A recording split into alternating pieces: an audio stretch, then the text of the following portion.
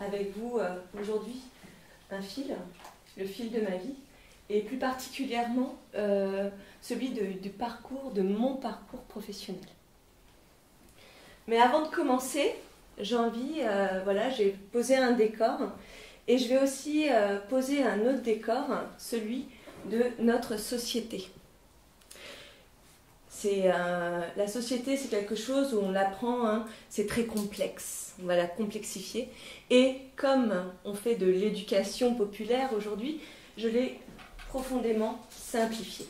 Mais attention, c'est pas parce que je l'ai simplifié que il n'y a pas plusieurs dimensions dans ce cadre-là. Je vais vous expliquer très simplement. Nous vivons dans une société. En sociologie, on appelle ça une construction sociale, car on la crée.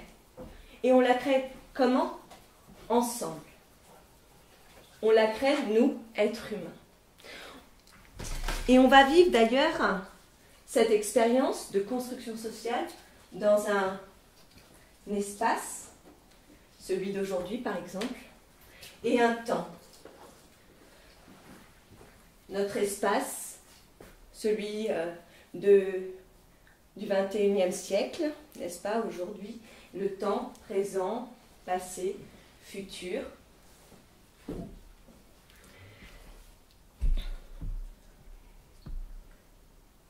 De cette construction sociale, vous savez bien que, en tant qu'être humain, on ne peut pas vivre tout seul. Tout seul, on meurt. Ou pire, on devient fou. Donc, c'est une construction, une société, qui fait société parce qu'on est tous ensemble, on est tous liés les uns les autres. Sinon, on ne pourrait pas faire société. Attention, notre société-là, ok, là j'ai fait un trait, d'accord, c'est notre frontière, c'est notre territoire. Il est propre à nous, Français, et on sait très bien ce qui se joue en ce moment autour de nos frontières, si vous voyez ce que je veux dire. Alors pour simplifier, c'est ce que je vous disais, pour bien comprendre cette société dans laquelle nous vivons, je l'ai simplifié en 3 domaines. 3 domaines d'activité, 3 champs d'activité principaux. Okay.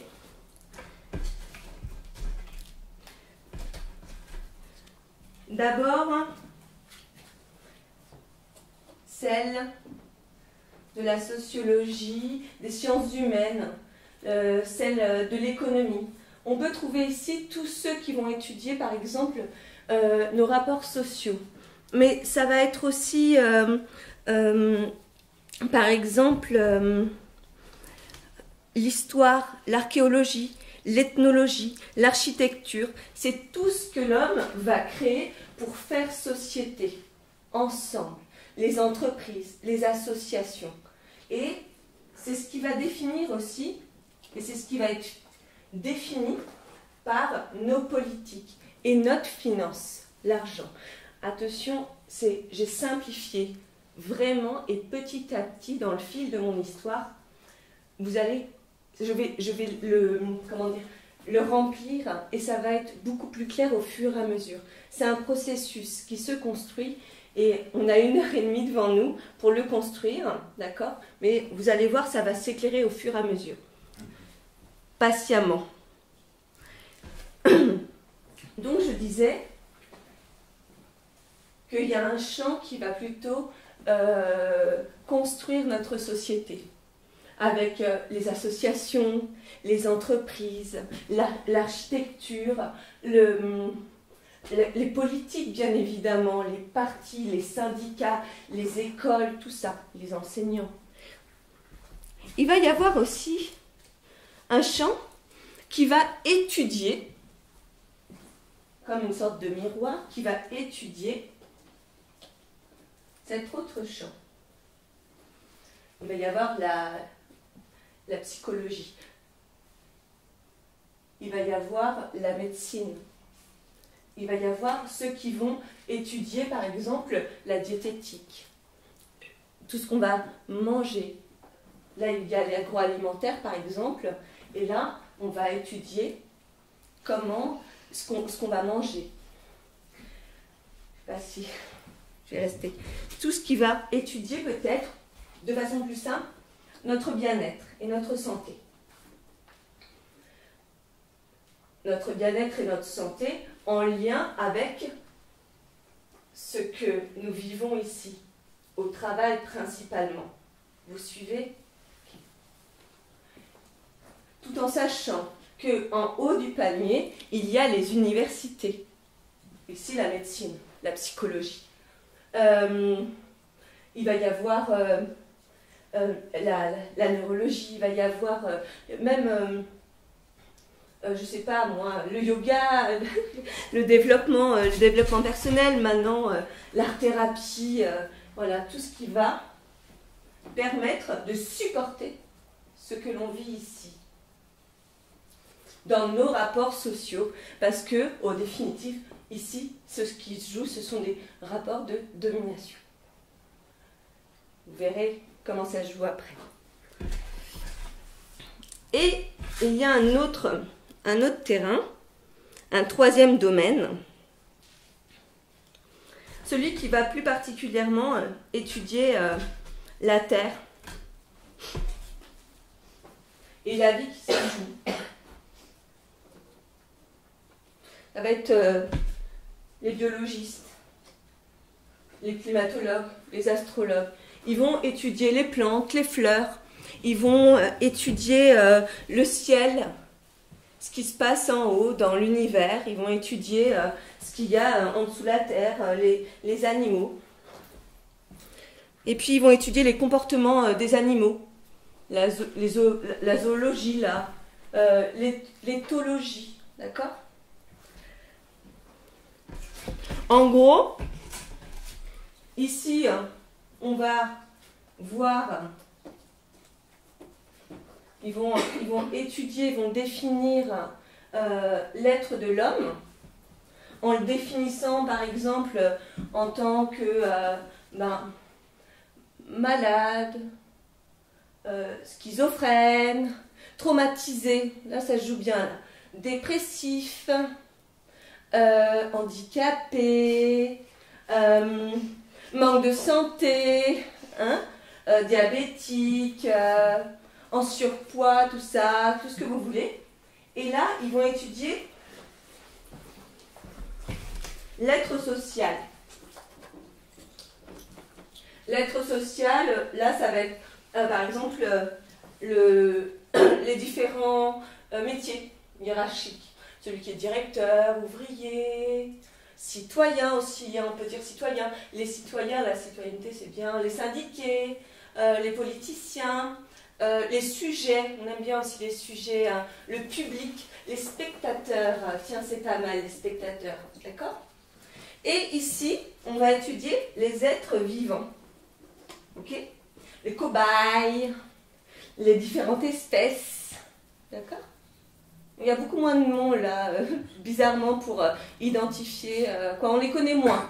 On les connaît beaucoup moins. Hein. Mais ce qui est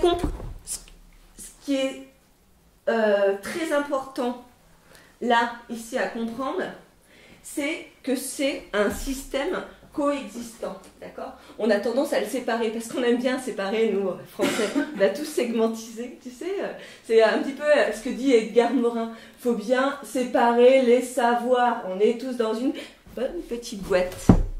Il faut y rester, attention. Mais là, je ne veux pas y rester, étant donné que je vous montre là que tout est coexistant. C'est-à-dire que tout est agissant en même temps. On ne peut pas séparer. Je ne suis pas ici, je ne suis pas que politisé ou militant. C'est pas possible. On fait partie, on est aussi des êtres vivants, je crois. On est de chair et de sang.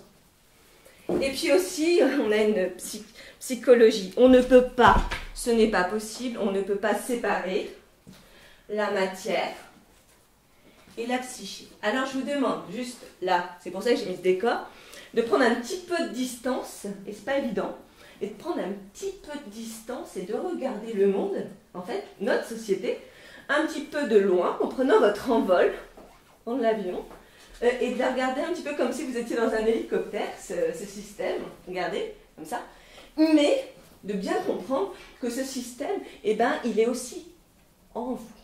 Okay. Parce que on l'a intériorisé au niveau psychique, hein, depuis tout petit, et on l'a aussi incorporé. Il est dans notre corps, et de toutes parts.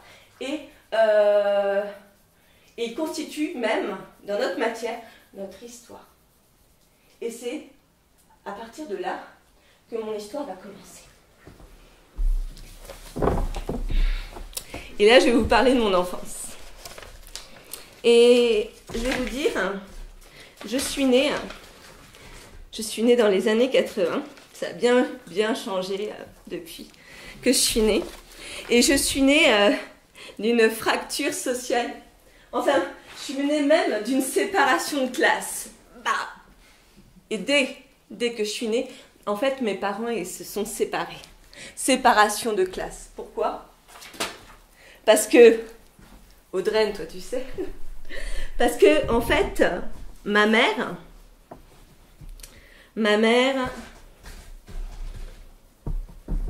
pour la petite histoire, elle est issue de la noblesse provinciale, mais la noblesse bretonne, d'accord ? C'est la cinquième de 8 enfants. Mes grands-parents, ils étaient même barons et baronnes. Mais en fait, ça ne voulait absolument plus rien dire à l'époque. Mais ils aimaient bien. Okay.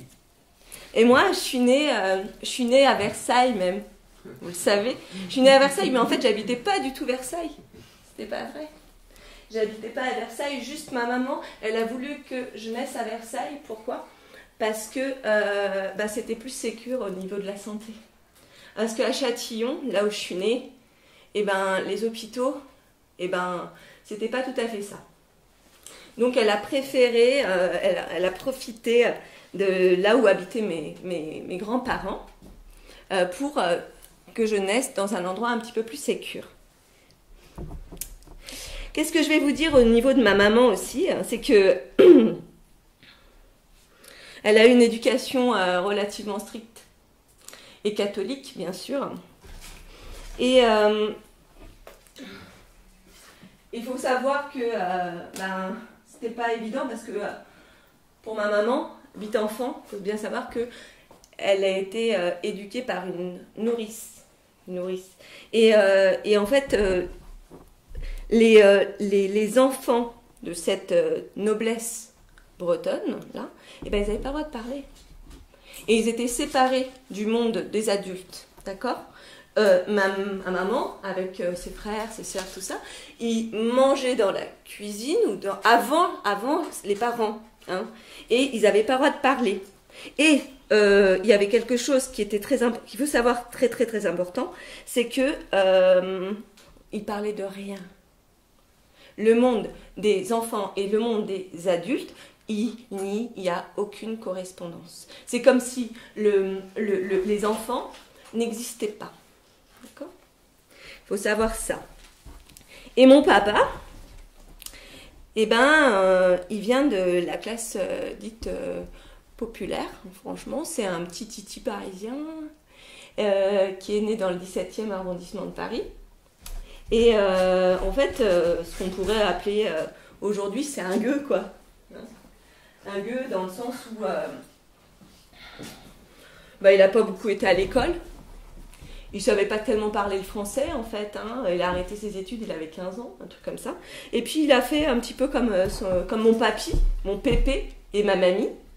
Mon pépé et mémé. Hein. C'est la différence, hein, mais vraiment, c'est très important ce que je dis là. Parce qu'il y a du côté de ma mère, c'est grand-mère et grand-père. Sur la lettre, quand je devais leur écrire, c'était « Madame la baronne hein, ». Et Monsieur le baron, pour moi c'était grand-père et grand. Voilà. Et du côté de mon papa, c'était Titi, c'était Pépé. Et en fait, même mon Pépé, hein, c'était un pupille de la nation. D'accord ? Et du coup,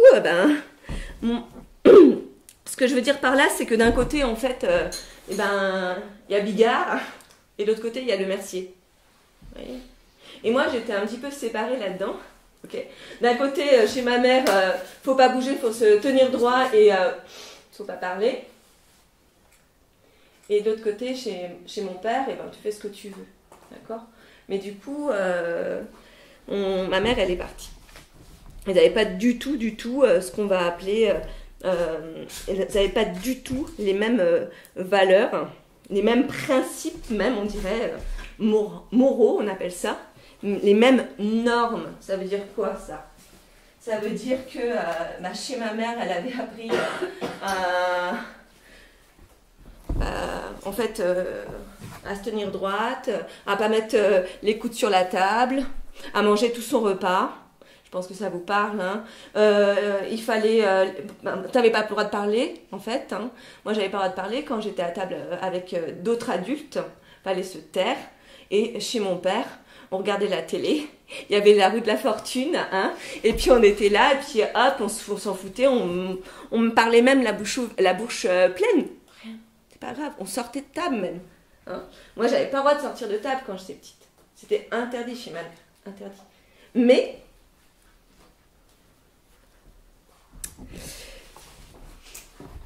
j'ai eu une enfance super heureuse. Ça s'entend pas, mais en fait, ma mère, bon, pour la petite histoire, clairement, ils pouvaient pas s'entendre. C'était pas possible. Ils étaient trop différents, ok ? Donc ma mère, elle est partie. C'est vrai, j'ai subi leur conflit. Toute ma petite enfance, c'est clair. Et en fait, au final, à l'adolescence, j'ai fini... pour faire disparaître un petit peu leur chamaillerie des uns des autres, j'ai fini, moi, par les nier. Ils m'avaient saoulée. Ah, tiens-toi droit, machin, tu fais bien comme ta mère. Ah, t'as encore été chez ton père, il t'a donné des bonbons. Ah, bah oui, bon, en gros. Mais clairement, ça m'a vraiment pas empêché du tout d'être heureuse. Et j'ai commencé, comme tous les enfants, mon processus d'individuation. C'est quoi ? C'est l'individuation, c'est ce qui commence à la naissance, vraiment. Et c'est là où on va commencer à construire son moi psychologique. La construction psychologique du moi, c'est très individuel, d'accord ? C'est ce qui fait que nous, on est unique en notre genre. C'est ça. On découvre le monde à travers nos yeux. Et c'est un processus qui commence de la naissance, et puis ça continue. Hein. Moi, je suis encore dans mon processus d'individuation. Et il y a le processus de socialisation. C'est exactement pareil. On le commence aussi à la naissance. Mais ça, c'est en lien avec les autres.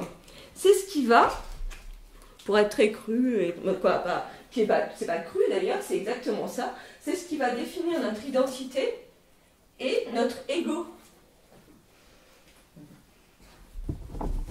Et on commence dès la naissance, dès qu'on rentre au monde, étant donné qu'on est en lien direct avec les autres. Donc j'observe le monde. J'observe mon papa qui était un chaud lapin, hein, c'est pour ça que ma mère s'est tirée aussi. C'est-à-dire que il aime beaucoup sortir et puis il aime bien aussi boire. Et aussi, il y a un autre truc, c'est il cache de temps en temps des choses dans la cave qu'il va les revendre après. Hein. Ah ben, faut être honnête, c'est vrai. Ok. Et du coup, moi, ma mère, elle est partie, mais elle n'avait pas beaucoup de thunes. Hein. Donc, on a vécu même, pour la petite histoire, on a même vécu un petit temps dans un garage. Une de mes tantes nous avait loué, tu la connais, c'est Chantal. Et après, ma mère, elle a quand même trouvé un autre appartement. Alors, c'est un appartement, mais à Meudon. Ça s'appelle Meudon. C'est une ville. Moi, quand je suis petite, c'est très particulier parce que j'habite à Meudon-Bas. D'accord ? Il y a Meudon-Bas, il y a Meudon-Haut. C'est très important parce que au niveau de l'espace dont je vous parlais tout à l'heure, c'est déjà hyper situé. au niveau de la hiérarchie sociale. Je l'analyse seulement maintenant, d'accord, hein, mais clairement, moi j'habitais Meudon-Bas, c'est-à-dire dans un quartier ouvrier, et je me rappelle, dans ce quartier-là, eh bien, les ouvriers, ils avaient leur petite mallette pour aller à l'usine. Et on habitait juste à côté de l'usine. Et moi, j'allais à pied à l'école toute seule. Hein. C'était pas très loin. Et j'allais et c'était mon espace. Mais dans cet espace-là, c'était marrant parce que c'était déjà hiérarchisé. C'est-à-dire, en bas, il y avait ceux qui étaient un petit peu plus pauvres que moi. C'est-à-dire, en bas, c'est-à-dire qu'ils habitaient des immeubles un petit peu plus hauts. Voilà, ils faisaient 7-8 étages.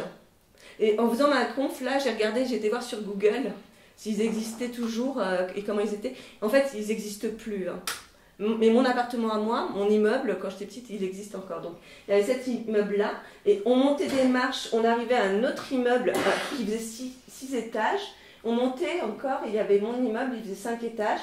Et on montait des énormes escaliers. Et là, il y avait plein de petites maisons. Et moi, je montais ces énormes escaliers-là parce que j'allais chercher une copine qui habitait en haut et pour aller à l'école ensemble en primaire. Donc ça, c'était assez marrant. Quoi, je découvre ça maintenant, hein, mais à la base, on est complètement... moi, personnellement, je réfléchissais pas du tout à ça, un petit. Hein. Et moi, je jouais dans la cour et il y avait toute catégorie sociale et toute couleur. Hein, je veux dire, on ne faisait pas de différence. La mixité sociale, elle était là. Et ce que... Ah oui, oh, donc Meudon-Bas et Meudon-Haut. À Meudon-Haut, il y a tout. Il y a la piscine, il y a le conservatoire de musique, il y a les petites boutiques, il y a la gare. Il y a la gare. Je m'en souviens parce que moi je marchais, quand mon père venait nous chercher du coup, et ben, je marchais pour aller à la gare et on marchait toute cette grande pente pour pouvoir avoir un petit peu de mobilité. Et voilà, et en bas, ma mère, elle n'a pas beaucoup de sous, hein, ok.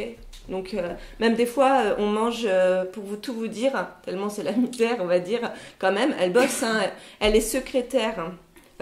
Donc, elle a un petit salaire, tout ça, et puis après, elle a divorcé, donc elle est quand même mal vue dans la société à l'époque, c'est quand même difficile. Mais bon, de temps en temps, on va manger quand même dans les images des livres, ça s'appelle aussi. Et on a fait un deal, il y a une petite épicerie en bas de la rue et il est tout seul, donc c'est un Marocain, il a perdu sa femme et elle va prendre le linge, lui laver, puis nous on va avoir de temps en temps un petit peu à manger, donc il y a une certaine solidarité vraiment dans le quartier. Et il faut savoir une chose, c'est que dans ce quartier-là, il n'y a absolument pas de caméra, c'est pas surveillé, c'est assez libre. Et surtout, à cette époque-là, c'est super important, c'est qu'on peut, nous, les enfants, on peut jouer sans être surveillés et ça choque personne. Hein. C'est-à-dire que c'est pas « regardez, elle a laissé ses enfants toutes seules dans la cour, là. Elle n'a pas peur ?» Non. Non, non. On a vraiment une liberté qui est là, qui est quand même profitable parce que faut savoir que là, depuis les années 80, 90% de cet espace de liberté, ça a diminué de 90%. Petit à petit, là, il y a beaucoup moins de liberté. Pourquoi ? Parce qu'il y a eu des constructions, beaucoup. En ce moment même, hein, apparemment, si j'ai bien compris, il y a à peu près 5 à 6 par jour terrains de foot qui se font construire en France. On en a un petit aperçu là devant, vous avez vu le chantier. Là. Et pourquoi on accepte ça, de se faire priver de nos espaces de liberté quelque part, hein.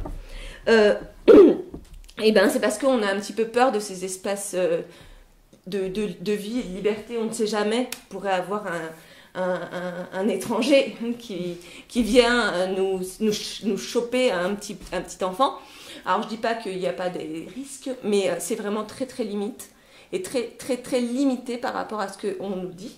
Et c'est aussi une peur qui est construite et qui est complètement irrationnelle. Et c'est d'autant plus regrettable que dans cet espace de liberté, eh ben, dans cet espace où il y a la nature et où on peut inventer des choses, et ben justement, il y a notre créativité aussi et notre inventivité personnelle, qui fait partie de notre processus, qu'on va dire, d'individuation. Moi, je le mettrai plus tard parce qu'il n'est pas encore apparu pour moi ici. Alors, je construis mon identité, mon moi, hein, c'est normal, c'est ce qui va être beaucoup plus présent au niveau de la société. Et mon identité, on va dire, et mon ego face au monde tel que je le vois plus ou moins. Mais dans cet espace de liberté, eh ben, je vais commencer mon apprentissage quand même de la vie. Et celui-ci se fait par la rencontre et ça se fait aussi par imitation. Je vais imiter ce que je vois. Je suis une enfant et je regarde. Et en fait, ce que j'aime dans cette nature et ces espaces de liberté, c'est d'être avec les gens et de les rencontrer parce que c'est très important. Et je vais jouer surtout parce que j'adore jouer. Et je vais chanter, je vais devenir chanteuse. Je vais aussi être animatrice radio parce que mon père, il aime bien, c'est pur rire et chanson, mais il aime bien écouter la radio, tout ça. Et j'aime bien écouter aussi, du coup. Donc, je deviens animatrice radio. J'enregistre, j'ai encore les cassettes chez moi. Et je m'entends, alors c'est trop marrant, j'imite la météo, j'invente des émissions, je suis Madame Soleil. C'est trop marrant. Je deviens aussi animatrice, illustratrice en fait de magazines de mode. Normal, hein. Quand on va chez le médecin, il y a des magazines. Alors je regarde, c'est marrant ça. Je deviens marchande, normal. Je vais faire les courses aussi. Ma mère, elle est secrétaire et à un moment donné, elle travaille chez Alcatel. Et à un moment donné, ça évolue parce qu'on est aussi dans une société qui évolue, qui se modernise, n'est-ce pas? Et du coup, moi, il y avait un téléphone, tu sais, comme ça. Et elle arrive un jour elle était trop contente, avec un téléphone à touche. Donc, elle me donne le téléphone comme ça, et moi je suis là, ouais, trop cool. Allô? Je joue, bref. J'aime bien observer, je suis une exploratrice et j'aime bien étudier la nature. Donc, je deviens croque-mort. Alors, ça paraît bizarre, mais c'est parce que je trouve les insectes, je les tue pas, jamais, mais je trouve les insectes et du coup, je les enterre, je fais un petit cimetière. Ça doit être mes influences, comme ma mère, elle est catho, de temps en temps, elle va à l'église ou je sais pas, et donc je fais mon petit cimetière. Exploratrice, j'invente des poésies, je suis sûre que tout le monde a fait ça ici, hein. Je chante, je deviens humoriste, même comédienne, je fais même des spectacles bien sûr privés pour ma famille, que ce soit du côté de mon père ou de ma mère, bref, tout le monde y a le droit. Et de temps en temps, même le mercredi, il y a ton papa, qui m'emmène dans sa boutique, je deviens libraire. Je peux même pas savoir comment ça m'a touchée, parce que même l'odeur des livres anciens, aujourd'hui encore, c'est quelque chose qui m'a pénétrée, que j'ai incorporé, intériorisé, toujours. Et je deviens même, en fait, marionnettiste. Marionnettiste, hop, oui, il y a encore assez de fils que j'ai eu du mal à trouver des fils. Et du coup, marionnettiste, et mon papa, il m'avait donné un petit peu d'argent parce que il était restaurateur, donc il avait des pourboires et tout, il m'avait donné des sous. Un jour, j'avais 7 ans, et du coup, pour aller en vacances, et je vois un monsieur, ils vend des marionnettes. Je prends une marionnette. Et pendant 3 ans, c'était vraiment, j'avais appelé Ernest ma marionnette. Et du coup, je faisais la marionnette pour aller voir les autres dans la rue. Et pour les rencontrer. Bonjour, comment ça va? Et bien sûr, je deviens restauratrice. Tant qu'à faire, j'imite la globalité de la globalité, n'est-ce pas? Bref, vous l'aurez compris, quand on est petit, on est un être sociable, très sociable. On est aussi conscient, parce que j'avais un cerveau déjà à l'époque. Et on est aussi vivant. Et on a profondément, mais profondément, conscience de la justice.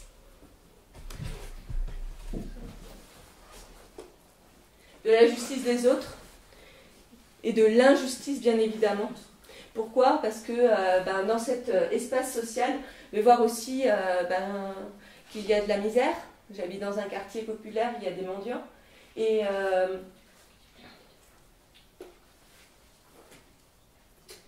c'est l'équité, vous savez. L'équité, ce que c'est, au cas où, c'est la vertu qui consiste à régler sa conduite sur le sentiment naturel du juste et de l'injuste. C'est une vertu, l'équité, profondément enfantine. Je vais vous raconter une petite histoire. J'ai oublié de mettre ça, pardon. La nature, le vivant, notre écosystème, bien évidemment, c'est l'espace de liberté, d'accord? Et je vais vous raconter une petite histoire par rapport à ce juste. On peut en trouver plein, d'accord? Mais j'en dis qu'une parce que j'ai pas beaucoup de temps. C'est une expérience scientifique qui a été faite et qui a été refaite et refaite parce qu'il faut la valider. Vous savez, c'est très rare d'utiliser ça étant donné que généralement, les données scientifiques sont contrôlées par la politique. C'est la politique qui contrôle les données scientifiques. Donc, on n'a pas forcément tous les savoirs à disposition. Okay, mais quand on cherche, on peut trouver des choses.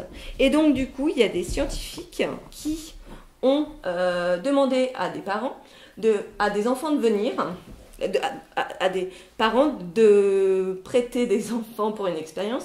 Ces enfants ont entre 8 à 12 mois, c'est le développement moteur. D'accord?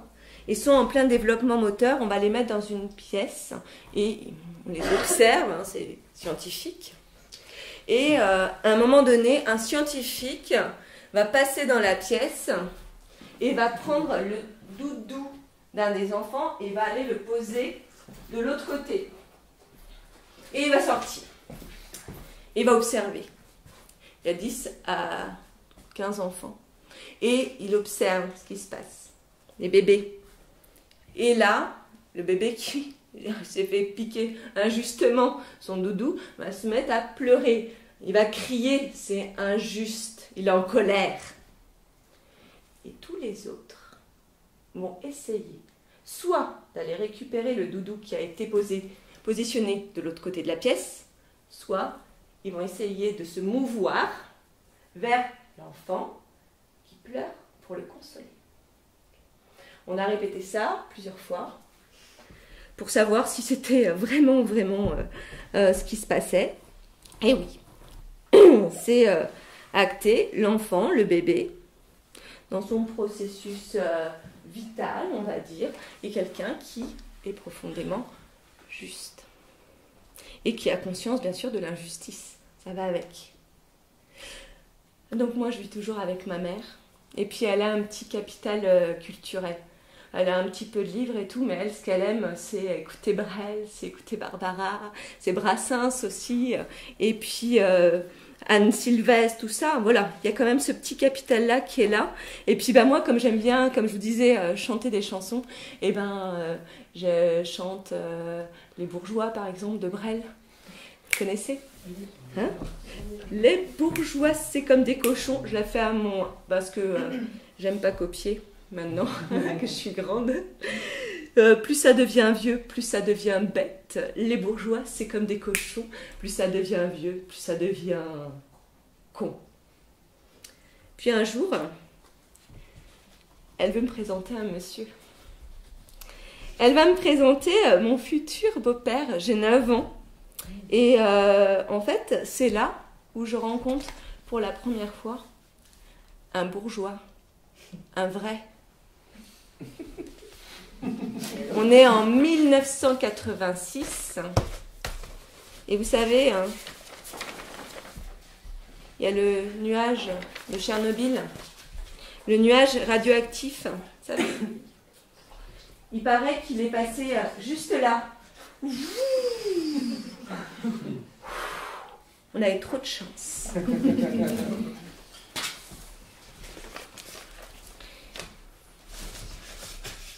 Alors, je vais avoir l'honneur, le privilège de rencontrer celui qui sera mon futur beau-père.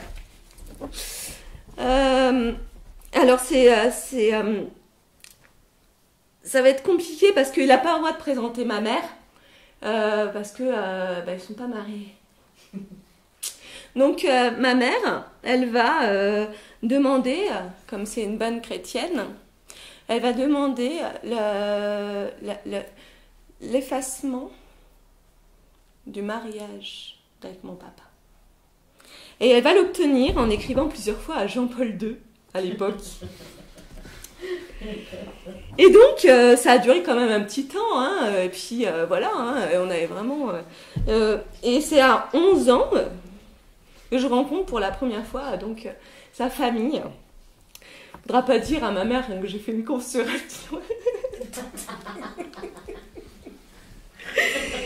Et dans cette famille-là, j'ai le grand honneur, comme je vous disais, d'être une pièce rapportée. C'est comme ça qu'on m'appelle. Hein.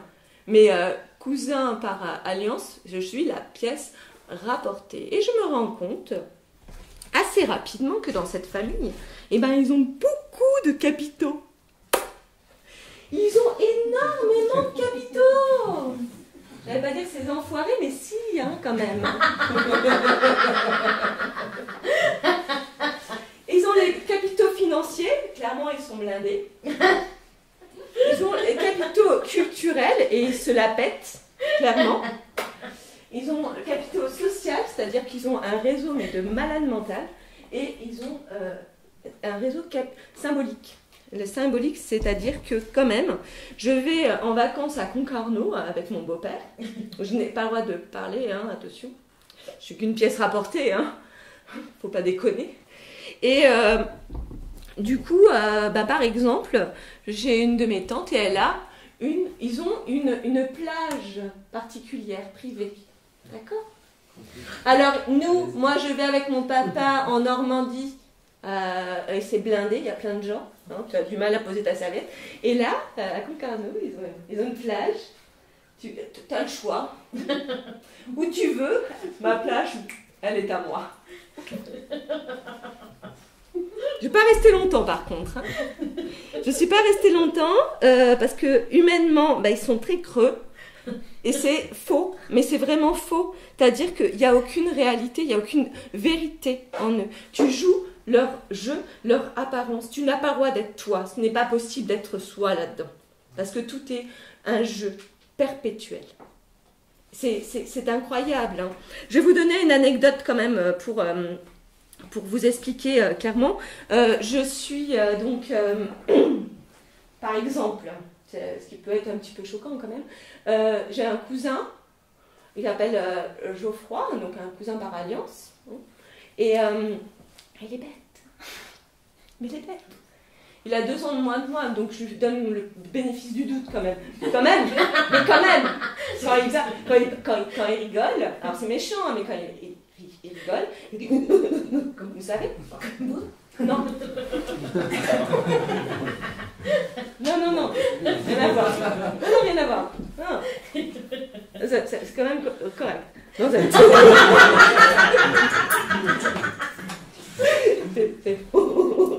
ok. Et je grandis quand même, hein, je grandis. Et pour la petite anecdote, à un moment donné, je sais pas comment il a fait, donc je pense que c'est quand même financier et puis un petit peu social, hein, ils ont un bon réseau. Il rentre dans une école de droit pour devenir avocat. Je trouve ça pas mal. C'est fort quand même, hein, parce qu'il avait des résultats scolaires, mais pire que les miens, je veux dire. Hein. Voire beaucoup plus au-dessous. Hein. C'est incroyable. Bref, tout ça pour dire qu'ils ont quand même si j'oublie pas mal de choses, ils ont quand même pas mal d'argent. Contrairement à nous. Et donc, il faut qu'on s'estime heureux. Hein. Et donc, moi, ma mère, elle s'est mariée avec lui, ok, et c'est lui qui apporte le capital pour acheter la maison. ok. Donc, c'est chez lui. Et chez lui, on n'a pas le droit de parler comme on veut. Et c'est son capital culturel. C'est-à-dire que je n'ai pas le droit de lire ses BD. Et moi, j'adore les BD. Je n'ai pas le droit de lire 13, j'ai pas le droit. Parce que la culture, ça lui appartient. Ok ? Et comme je ne suis pas sa fille, je n'ai pas le droit à son capital financier. Ok ? Très égoïste. Très égoïste. Il faut bien comprendre l'égoïste. l'égoïsme profond de ce système de domination. Comment il est construit, par quelle pensée il est construit.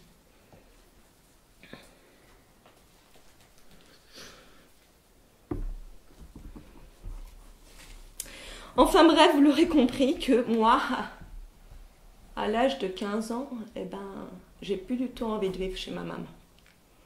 Donc je vais déménager chez mon papa. Et chez mon papa, ben, c'est pas du tout la même chose. On a le droit de regarder la télé jusqu'à pas d'heure. C'est vive la liberté, je vais en boîte, comme je veux.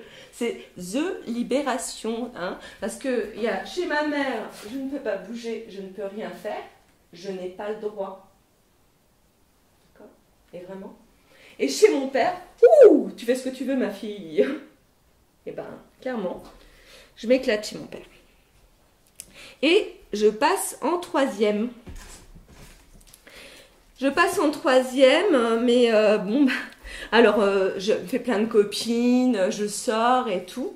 Et puis ben, à la fin de la 3e, eh ben, on va m'orienter vers un BEP sanitaire et social. Donc je suis orientée. Alors, est-ce que c'est ce que j'ai vécu depuis mes 11 ans jusqu'à maintenant, où j'ai changé pas mal. Ah oui, parce que il arrive, j'ai 11 ans, je suis donc dans une école quand même très populaire aux Ulysses. On a déménagé dans une petite maison, hein, du coup il a un capital financier, donc on a déménagé dans une petite maison, et du coup je suis à Orséville, donc vous savez, là où il y a Sciences Po. Hein, vous connaissez, c'est dans le 91. Donc, je suis dans un collège, juste à côté, il y a le lycée, et le lycée mène directement vers Sciences Politiques, vraiment pas loin. Et moi, ils me mettent là, alors que j'étais dans un collège, en 6e, dans une école où j'avais des très bons résultats. Hein, mais là, ça change du tout au tout, parce que c'est pas le même milieu social, vous voyez. Donc du coup, j'avais pas du tout les mêmes réflexes de langage et intellectuels, hein, c'est vraiment ça. Et du coup, bah, comme j'ai des résultats qui ont un petit peu baissé, ils vont me mettre en 4e, dans un autre collège encore, j'ai changé 4 fois, et là c'est dans un collège privé, parce qu'on se dit, bah tiens, ça va lui resserrer un petit peu la vis, sauf que j'ai 1h30 de trajet pour y aller, donc ça fait un petit peu beaucoup, je dois me lever à 6h du matin, et c'est un petit peu bizarre. Donc c'est vraiment la libération quand j'arrive chez mon père, j'arrive en 3e, l'école elle est à 500 mètres, ouh, trop cool. Et par contre, ben, à la fin de ma 3e, orientation, on me dirige vers un BEP. Et là, et ben j'ai pas du tout, je trouve ça pas du tout juste, parce que mes résultats ne sont pas forcément mauvais en soi. Hein. Et puis c'est pas du tout ce que je veux faire. Enfin, moi je voulais faire littéraire. Et je me retrouve à faire de sciences médico-sociales, donc je suis un petit peu dans le médical. Bon. Why not? Mais bon, c'est là je me rends compte que il y a un sacré système de domination sur mon dos là, et que c'est une autorité scolaire, et c'est comme si c'est un peu la roulette russe, je sais pas. Et bon bref, je choisis pas. Et je me demande, moi, il y a quand même mon père qui a essayé de défendre mes intérêts. Hein. Il a pris rendez-vous avec mon professeur principal pour défendre. Mais sauf que mon papa, comme je vous le disais, il n'avait pas le capital culturel. Et il ne pouvait pas me défendre. Parce qu'il n'avait pas le bon langage. Hein. Il ne savait pas bien parler français, mon papa. D'accord ? Il ne savait même pas bien écrire le français. Okay. Il n'avait pas appris. Il n'a pas été à l'école. Il a arrêté l'école à 14-15 ans. Okay. C'est pas possible de se défendre contre l'institution quand on n'a pas le langage. Donc, on m'a choisi une trajectoire de fille. J'ai pas choisi la voie royale, hein. On m'a pas choisi la voie royale, la voie générale, donc je suis quand même vachement culpabilisée de mon échec aussi, hein. J'ai la pression sociale là, aussi quelque part, et puis je me dis, merde, je suis pas assez intelligente pour ce système-là, en fait, je suis un petit peu con. Et je suis d'autant plus con que j'ai pas cette putain de chance de pouvoir choisir ma vie, et la vie que je voulais avoir, en fait. Bref, moi je trouve pas ça juste, mais je me résigne parce que j'ai pas le choix. Et donc je commence à faire parallèlement à mon BEP, tout ça, je vais commencer à passer mon BAFA. Et puis je commence aussi à un petit peu travailler parce que mon père il a commencé le boulot à 15 ans, ma mère à 18 quand même, dans ces eaux-là, secrétaire. Et du coup, je vais passer mon BAFA et je vais commencer à faire du babysitting aussi. Et je vais vendre des glaces, tiens, avec mon père. Je vais commencer la restauration, tant qu'à faire, parce que je suis grande maintenant. Et puis aussi, quand je passe des vacances, un petit peu, je vais tisser les cheveux sur la plage. Vous savez, les trucs africains comme ça, hop, je vais me faire un petit peu de sous en francs. À l'époque, c'est en francs. Voilà. Et puis, je vais avoir mon BEP. Et donc, je rentre pour la première fois dans le monde du travail. Je deviens aide-soignante. Alors, je vous avoue que j'ai un peu peur. J'ai un peu peur, mais j'ai quand même ma blouse. Elle est blanche. Et j'ai bien tiré mes cheveux parce qu'on m'a appris les tâches qu'il faut faire. Et j'ai ma blouse toute blanche, bien repassée. Et je vais au château de l'Ormois à Longpont-sur-Orge. Voilà, on m'a appelée parce que j'ai eu 20 à mon stage. Et du coup, je vais m'occuper des personnes âgées. Donc c'est à Longpont. Je rentre dans le château de l'Ormois. Avant, pour y arriver, il faut gravir une pente comme ça, que je faisais à vélo. Et puis après, j'ai une copine qui m'a prêté sa petite mobilette pour arriver au château. Et je m'occupe, du coup, on est deux, je me rappelle, et je suis dans un grand couloir comme ça. Et il y a plusieurs chambres. Et les personnes âgées, elles sont... je dois m'occuper des personnes âgées. J'ai 18 ans. Et je dois les laver. Je dois les lever, les habiller. Et on ne m'a pas tout expliqué, je sais les tâches que j'ai à faire. Hein. Et du coup, je m'occupe de ces personnes-là, mais je suis super speed. Parce que j'ai plein de trucs à faire en fait. Hein. Je dois courir partout et j'ai pas le temps de m'occuper d'elle, réellement. Alors il y a Madame Pompon, je me rappellerai toujours parce que c'est des expériences qui touchent. J'ai Madame Pompon, juste en face, c'était copine avec Madame Lambert, il y avait Madame Girard, il y avait Monsieur Girard, il y avait Monsieur Motion qui avait un problème psychiatrique qui me faisait peur, putain, moi j'avais jamais vu des vieux d'aussi près. On m'avait pas dit. Et on m'avait surtout pas parlé de la masturbation de vieux. Et des petits, mais ça c'était plus tard. Hein. Et donc du coup, je m'occupe comme je peux, d'accord, mais j'ai pas toutes les qualités. Hein, j'ai pas toutes les qualités pour bien m'occuper. Moi, on m'a appris des tâches et surtout, j'ai pas tous les mots pour bien m'occuper d'eux. Et donc, Madame Bonbon, elle fait « Oh, un petit ange qui passe !» Et oui, je suis vraiment un petit ange qui passe. Je suis habillée tout en blanc, voilà. Et moi, comme je ne sais pas tous les mots pour bien comprendre ce qui se joue dans cette maison de retraite, c'est le soir, je raconte toutes les anecdotes à mes copains et puis à mon papa. Ouais, c'est passé ça, elle a fait ça. Ah bah, et oui, il a levé la canne sur Madame Pompon, et puis j'ai halluciné, j'ai crié, et puis je les ai séparés, mais je savais pas trop comment faire. Mais bon, et j'y suis retournée, et voilà. Et après, j'ai eu ma paix. Mais j'avais pas forcément toutes les qualités pour bien gérer toutes les situations quand même, parce qu'on nous apprend des tâches, hein, des tâches à bien faire, de bien donner les médicaments, bien faire les lits au carré, hein, il faut faire attention. Moi, je faisais quand même les bandages et à l'époque, je faisais aussi les piqûres. Donc, tu as tout ça en tête, tu as toutes ces tâches à faire.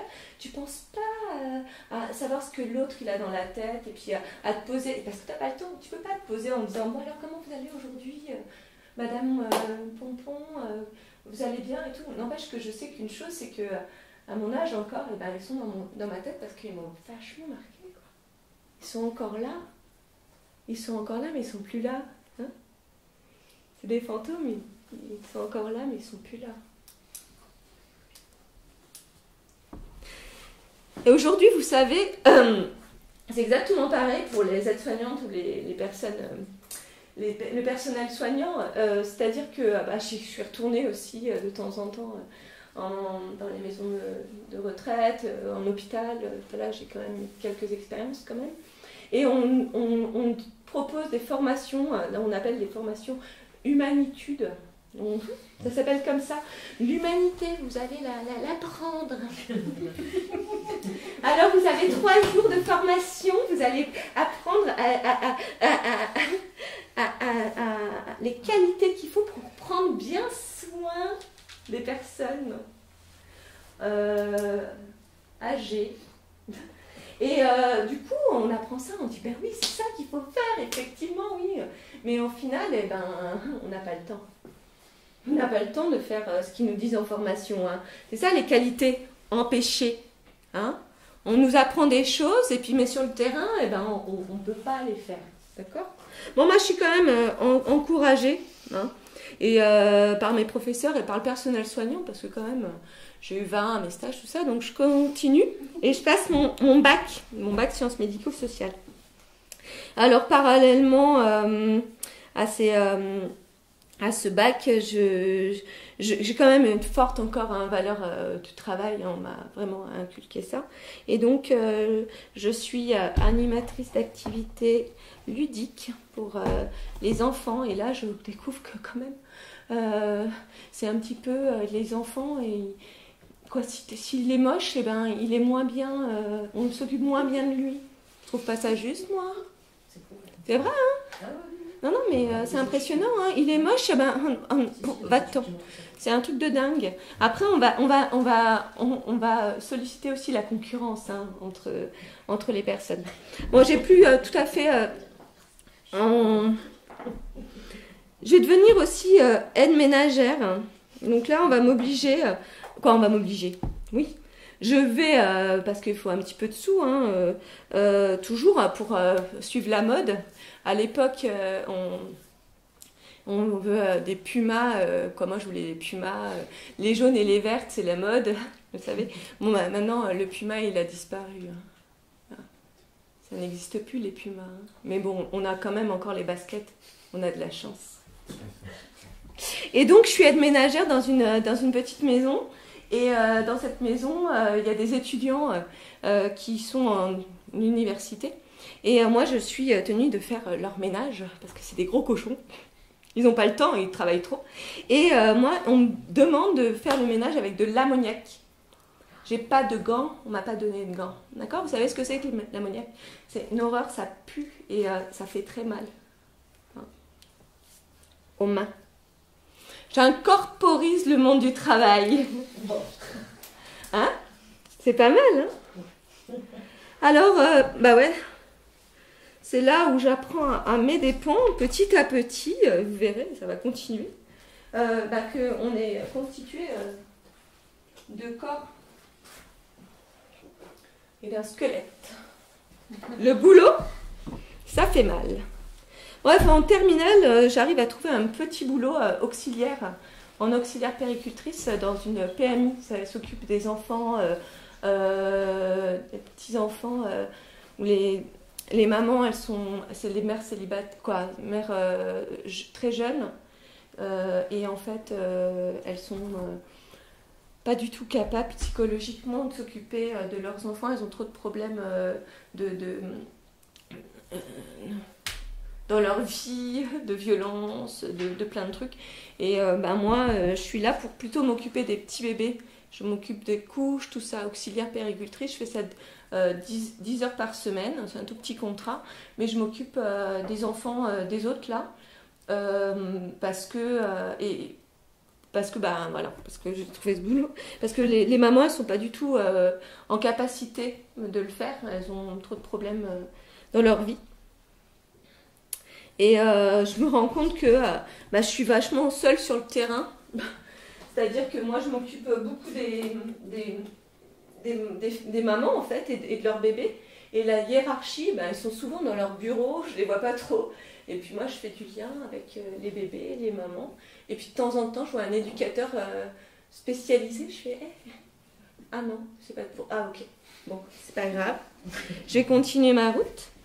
Et je reste quelques mois parce que j'ai mon bac, sciences médico-sociales, et pour la petite anecdote quand même où j'étais moi vachement fière, c'est que j'ai la meilleure note en communication de tout le département de Versailles. Et quand je vais chercher mon bac, j'ai ma prof de com qui court à ma rencontre. Et moi j'avais peur de l'avoir loupé. Hein.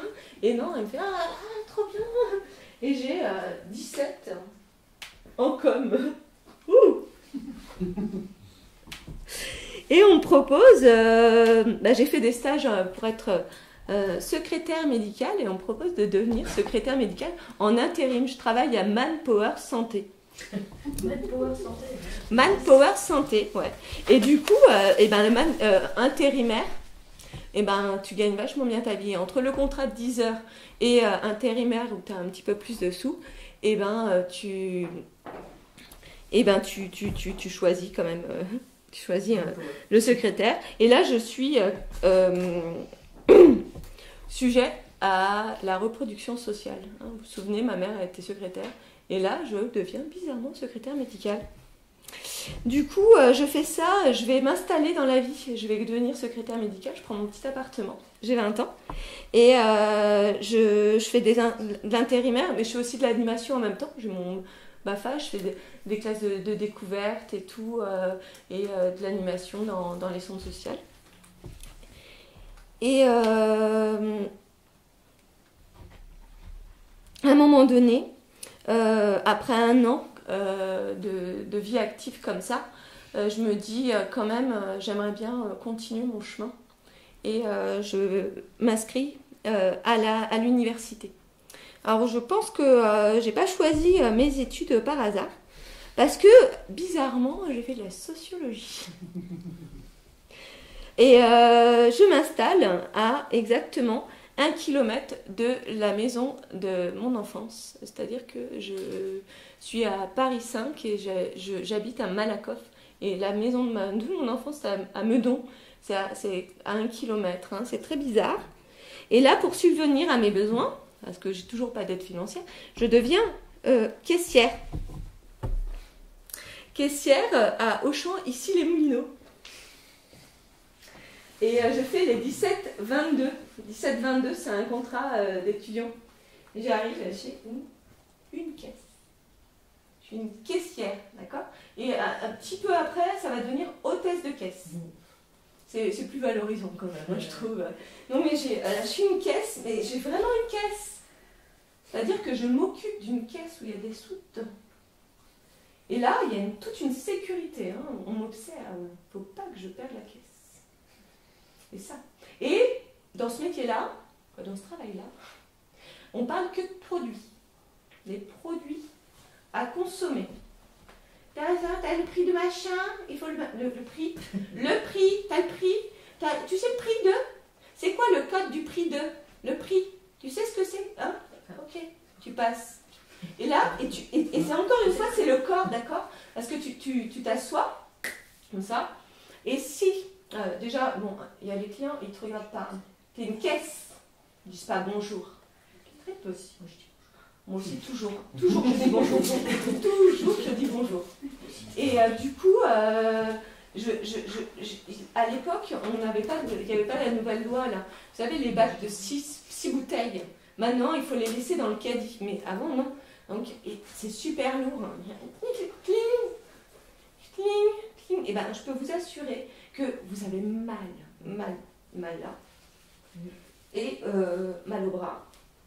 Et c'est un truc de dingue. Et vous avez votre caisse, et vous savez, quand vous travaillez au champ, ben, il y a la badgeuse. Gling, gling, et il y a cette pièce où il faut compter. Alors c'est marrant parce que si vous avez arnaqué, entre guillemets, le client de 10 francs ou de 100 €, et ben c'est tout bénéfique pour la boîte. De 10 francs ou 100 €. Non mais c'est compliqué, hein. On intériorise aussi notre monnaie, je veux dire.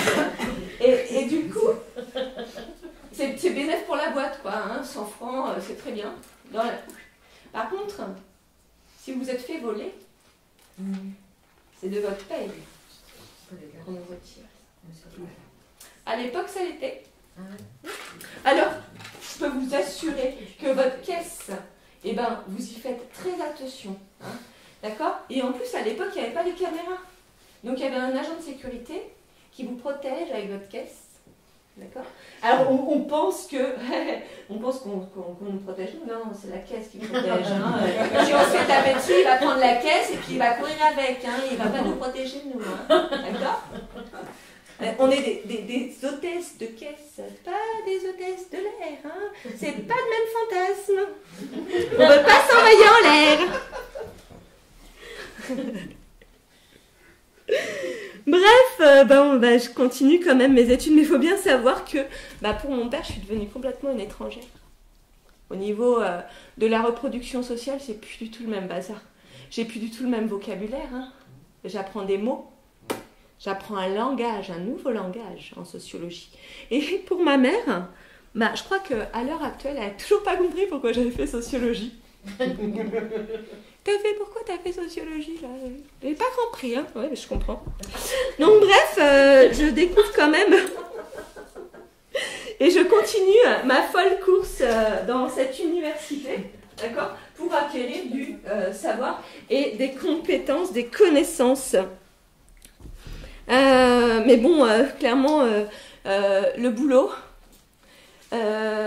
L'appartement à payer hein, quand même, et puis les études, clairement je suis morte de fatigue, donc je décide d'aller à Évry pour continuer mes études de sociologie, donc c'est beaucoup moins, c'est une école très marxiste là pour le coup, donc elle m'a beaucoup plu, mais je suis là dans une petite résidence universitaire, dans une petite chambre. Je paye beaucoup moins cher et c'est très bien. Et j'ai même droit à une petite bourse à échelon 5, étant donné que mais ça, je ne savais pas avant. Mais j'ai droit à une petite bourse. Bref. Et là, pour subvenir un petit peu à mes besoins, malgré tout, parce qu'il faut la payer quand même si j'ai une petite bourse, je deviens animatrice. Ingénieure en sociologie, je fais une petite étude avec un sociologue sur... je sais plus ce que c'était, mince. Je sais plus. Je regarderai. C'était une étude sociologique que je n'avais pas choisie, c'était pas très intéressant. Je deviens professeur de soutien à domicile. Et après ma licence, j'avais vu qu'à Rennes, il y avait un DESS qui m'intéressait. Qui était c'était un DESS urbanisme, appropriation du territoire et tout, donc je décide de partir là-bas, de m'installer à Rennes pour continuer mes études, et du coup là-bas je trouve une chambre chez l'habitant, et je passe ma maîtrise en devenant vacataire pour les premières années de sociologie, surveillante dans un lycée dans un lycée où je fais les nuits aussi. C'est un lycée privé et il fait... comment ça s'appelle? Internat. Merci, l'internat. Mais en fait, ce que j'ai pas prévu, c'est que le DESS, il n'existe plus parce qu'il y a toute une réforme au niveau de la sociologie à l'époque. Et ce DESS-là, il va disparaître. Et il n'y a plus qu'une chose, on ne propose qu'une chose, c'est de faire un DESS ressources humaines.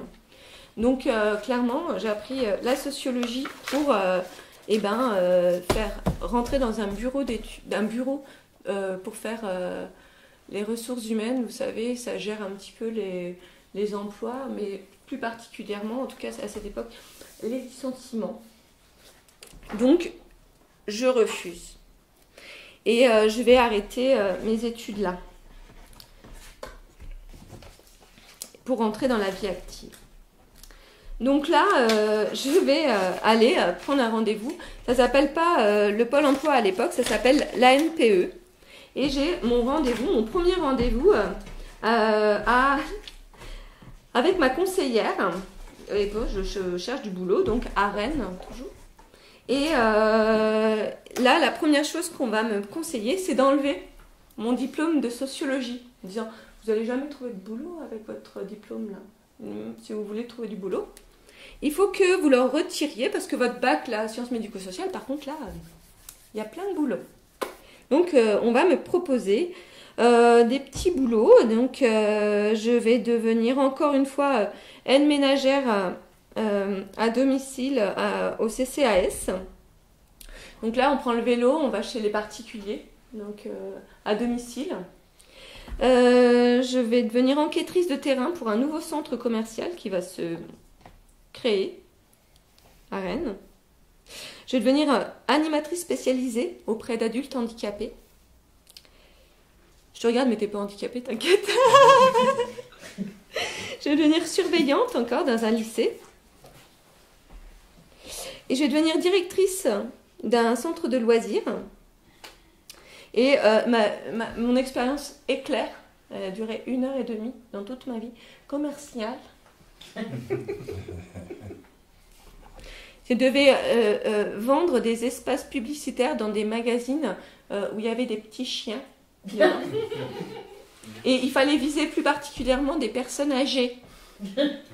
Éthiquement parlant, ce n'était pas possible pour moi. Je suis vite partie. La paye était alléchante. Hein. Et du coup, je trouve un petit boulot en tant que distributrice de prospectus. Et c'est l'hiver. Vous savez ce que c'est, la distributrice? On rentre dans un hangar, il est gigantesque. C'est l'hiver, il n'y a pas de chauffage. Il est froid.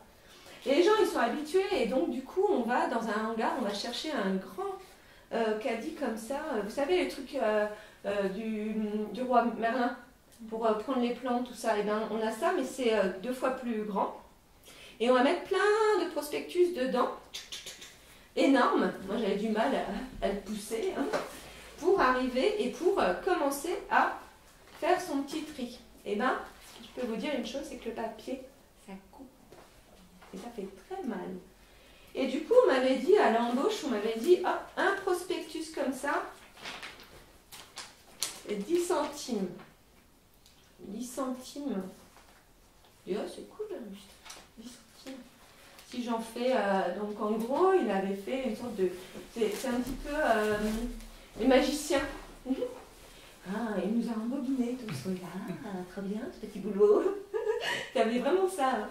Et puis en fait, au final, sur les 0,1 centime d'euro que j'avais compris, ce qui n'était pas beaucoup, hein, 1 centime, et ben c'était 0,01 centime. Du coup, moi j'avais des factures à payer.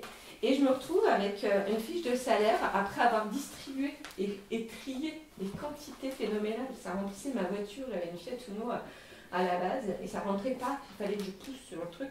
C'était un truc de dingue. Et puis la voiture, elle roulait comme ça. Tellement c'est lourd le papier. C'est très lourd du papier en fait. Et moi, j'arrivais le matin et je n'étais pas du tout habituée. Il y en avait, je ne sais pas comment ils font, hein, je leur dis bonjour.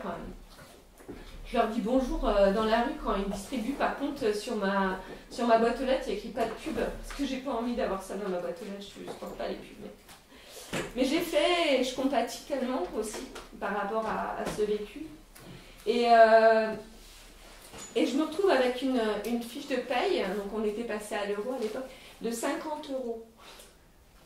J'arrivais le matin, je sortais le soir après avoir trié. La quantité de travail que c'est.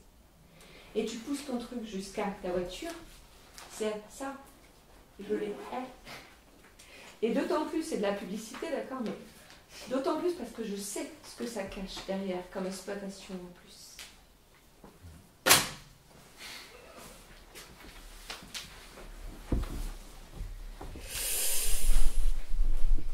Bon, alors là, je suis vraiment super précaire. Et là, je tombe au RMI. Alors, le RMI, C'était mon meilleur ami Rémi, ça date. Hein, et du coup, c'est l'ancien RSA. D'accord. Je trouve pas de boulot à Rennes, c'est pas possible. Donc du coup, je suis suivie par l'insertion, quoi, les professionnels de l'insertion, les travailleurs sociaux. Et je me dis, bon, de toute façon, ici, il faut que j'ai des expériences de merde, clairement, si on regarde bien, il faut que je m'en aille. Donc, du coup, je trouve une autre formation pour compléter mon cursus universitaire. Et je vais faire je me dis, tiens, je vais faire du journalisme. Tant qu'à faire. Et je trouve une formation à Marseille, à l'EJCM à Marseille. Et donc là, j'ai le droit à une aide pour la mobilité. Attends, ils veulent se débarrasser du RSA, là. Cette bénéficiaire du RSA, on va l'envoyer dans une autre région, ça fera -1 sur la liste. Voilà. Donc ils m'aident. Allez. Donc j'arrive à Marseille, je prends un appartement. Et je vais effectivement étudier le journalisme avec des stages, tout ça. Et puis je vais même être journaliste à la Marseillaise. Et là, je me rends compte que c'est la Marseillaise quand même, ça travaille sur le social encore. Ils deviennent vachement sinistres. Hein. Voilà. C'est le cynisme, comment dire, ils protègent de la misère, mais c'est comme s'ils voulaient s'en défendre. C'est un petit peu moi, comme quand je suis aide-soignante, j'arrive chez moi, je raconte tout ce que j'ai vécu par rapport aux personnes âgées. Je dis mes anecdotes, j'ai vécu ça, ils ont fait ça, Madame Pompon, machin. Et les journalistes, c'est pareil. Ils se déversent de ce qu'ils ont vu comme misère et ils font des blagues tout le temps. Les blagues, vous savez, c'est comme moi à 15 ans.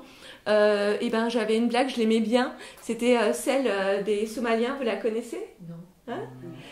Vous savez comment une famille de Somaliens se nourrit ? Non. Avec un grain de riz. Ça, c'était quand j'avais 15 ans. Mais on ne se rendait pas compte parce que notre conscience, comme on n'a pas toute la complexité du monde, et c'était juste pendant la famine de Somalie. Vous la connaissez là ? Hein ? C'est quoi le pays le plus cool ? Vous la connaissez, le pays le plus cool en ce moment ? C'est le Yémen. Vous la connaissez pas celle-là ? Elle vient juste de sortir. Hein ? En pleine crise humanitaire. C'est vrai. Du coup, je vais rester 1 an en tant que journaliste. Et puis après, clairement, je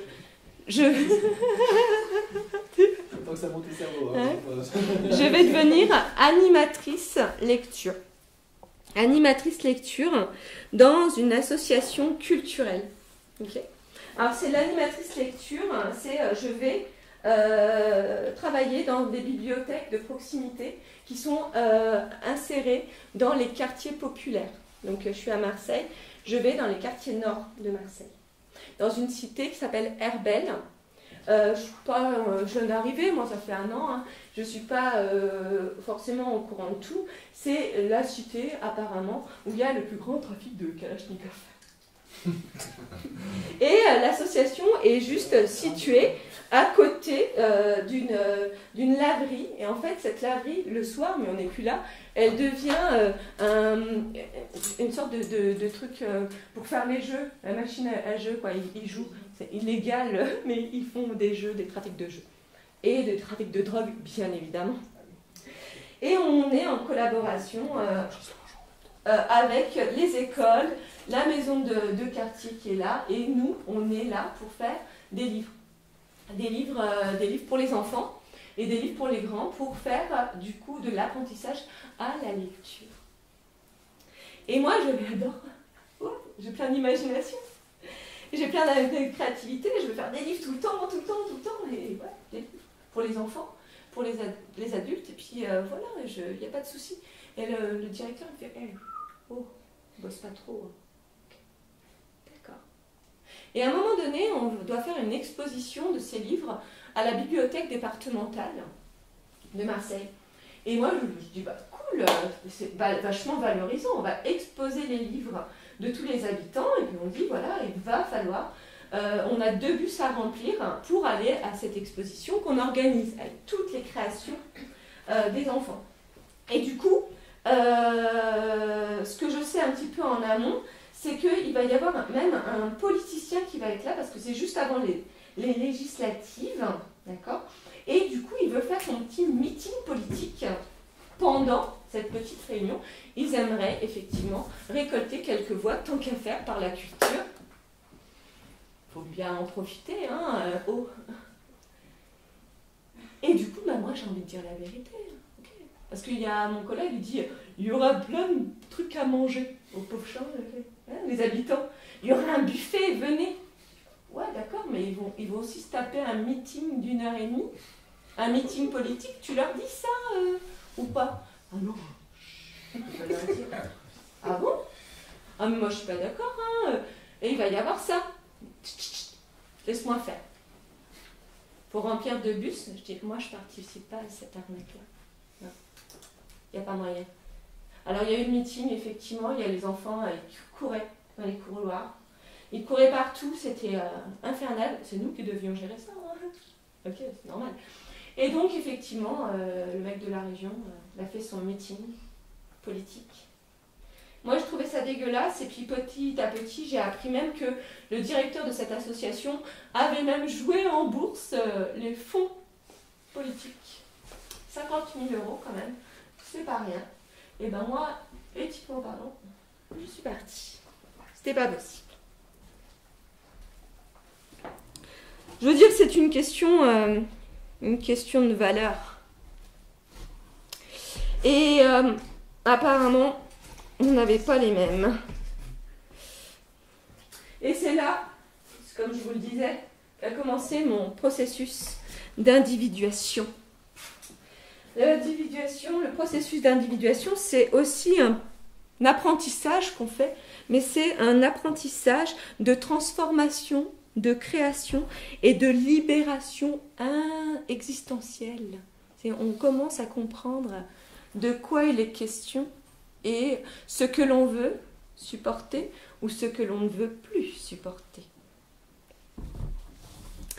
C'est ce qui va faire lien entre notre inconscient et ce qui est refoulé. Parce que bien évidemment, le pouvoir en place, il ne veut pas qu'on en ait conscience de tous ces enjeux-là. Hein? Et là où vont les subventions, par exemple. Et de quelle subvention est-il le nom? Hein? C'est bien beau d'avoir des subventions pour participer à l'apprentissage de la lecture, pour participer même à la discrimination, quelque part. Hein? Okay. Et derrière, il y a qui encore qui finance? Et dans quel but ça finance? Est-ce que c'est pas pour qu'on se la ferme? Je deviens, après cette expérience, je deviens illustratrice. Et je deviens même créatrice d'un album jeunesse. Les enfants, ils m'ont vachement inspirée. Je fais un petit lien avec une petite maison d'édition, Rouge Safran. Je deviens aussi, là, pour les festivals, intervenante culturelle. Je crée des livres aussi, mais qui ont beaucoup plus de sens. Je leur donne du sens, mais du sens d'émancipation, d'éducation populaire, qui a vraiment du lien avec les personnes entre elles. Les liens à tisser, les liens qui libèrent. Quelles sont les valeurs que l'on veut porter? Les vraies. Je deviens aussi portraitiste. Un petit peu assistante d'éducation aussi. Conteuse, c'est mon processus d'individuation, d'accord? Ça veut dire quoi? Ça veut dire que je travaille et je me laisse du temps libre pour être moi, me libérer. Comprendre qui je suis, c'est important de faire les deux. Si on est dans le travail, on est comme ça, on ne peut pas se comprendre soi-même, ce n'est pas possible. Il faut faire un petit peu l'un et un petit peu l'autre. Je deviens nouvelliste aussi. J'aime bien écrire. Je ne suis pas très douée, je vous le dis, mais j'aime bien. Je deviens auxiliaire de vie dans une classe Ulysse. C'est un truc de dingue. Il y avait la prof de français. Elle était en master, hein, sciences de l'éducation. Et on s'occupait d'une classe de jeunes 16-18 ans. 16, ouais, 19 ans même. Et ils avaient tous des difficultés cognitives, c'est dyslexique, dyspraxique, tout ça. Et en fait, la prof, elle se moquait d'eux sans cesse. Elle les dévalorisait. Elle les rabassait. Incroyable, mais moi je les défendais. Et en fait, ils savaient qu'ils pouvaient me faire confiance parce qu'il y a des liens qui sont créés aussi humainement quand on porte certaines valeurs de dignité, de respect, de bienveillance, et quand on les regarde pour qui ils sont aussi.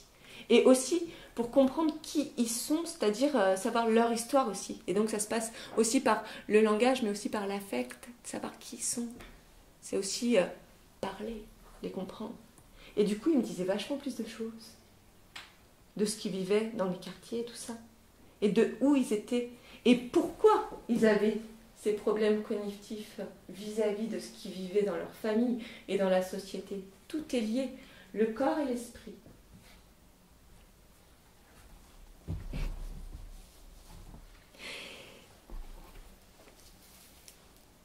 Devient donc aussi responsable d'un service d'animation en maison de retraite. Il y a 195 personnes dans cette maison de retraite. Il y a du boulot et j'essaie de mettre en place des ateliers art-thérapie. C'est compliqué de changer les états d'esprit, surtout quand ils sont bien structurés et on a les habitudes. Et quand il y a des habitudes, c'est difficile de les changer, de changer de regard.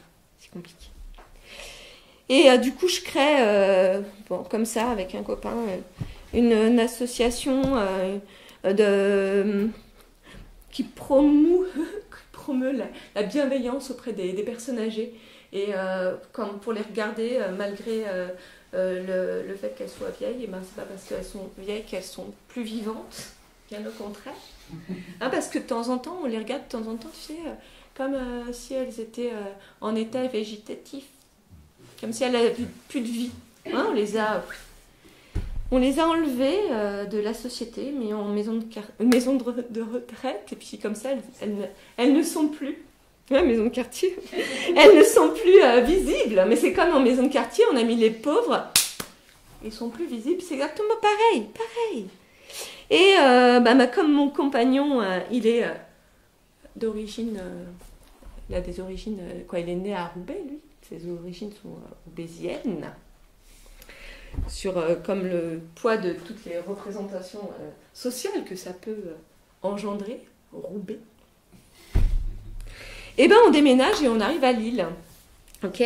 Et donc à Lille, je continue mon chemin, mon processus d'individuation, de socialisation. Je trouve un nouvel espace social, d'accord, et je continue mon processus d'individuation. Et là, je deviens intervenante NAP. Et j'arrive à la maison de quartier des Moulins. Je deviens animatrice. Encore une fois, pour les 6-12 ans. Alors, je fais des animations pour ludiques, d'accord, et j'essaie de mettre du sens dans ces animations-là. Et je ne vais pas tout raconter parce que c'est une expérience qui a duré quand même 2 ans. Et du coup, il y a juste une anecdote que je voudrais vous dire quand même. C'est je suis avec l'animateur jeunesse des 18-25 ans, qui s'appelle Mehdi. Et on est avec un groupe, voilà, et on va vers la mairie de Moulins. Et sur le chemin, il y a un petit stade de basket. Il y a un terrain de basket. Et donc, je me balade avec lui et ce groupe-là. Je ne sais plus ce qu'on va faire d'ailleurs. Et les jeunes regardent le terrain de basket et ils disent « Ah, mais c'est pas... c'est pas normal, là. » Il est où l'animateur? Ils sont en train de jouer au basket, il est où l'animateur? Il est où l'animateur? Alors là, j'ai commencé à prendre un petit peu de distance avec le milieu dans lequel je suis. Beaucoup, hein, puis le journalisme, en fait, je suis un petit peu tangent au niveau du boulot. Hop, d'accord. Et je dis, mais là, j'ai vraiment l'impression de ne plus être animatrice, mais plutôt agent de police. Je les encadre ou quoi? Est-ce que je ne suis pas en train d'encadrer ces jeunes-là pour les cadrer dans leur espace de vie? Quelle marge de liberté ils ont s'ils ne peuvent même pas aller faire un basket sans leur animateur, voire leur éducateur? C'est quand même leur quartier, je veux dire. Dans cette maison de quartier, on va me proposer un nouveau poste. Je vais devenir agent de développement local. Et parallèlement, je vais faire un BPGEPS animation culturelle. Agent de développement local, je me retrouve dans, encore une fois, mais j'adore, mais c'est mon terrain, vous comprenez. Je suis née dans les quartiers populaires. C'est mon espace de vie, c'est mon terrain. Je suis issue du quartier ouvrier. C'est entré dans mon corps. Et du coup, là, je suis à Trévis, hein, résidence, 900 habitants, à peu près, dans des tours.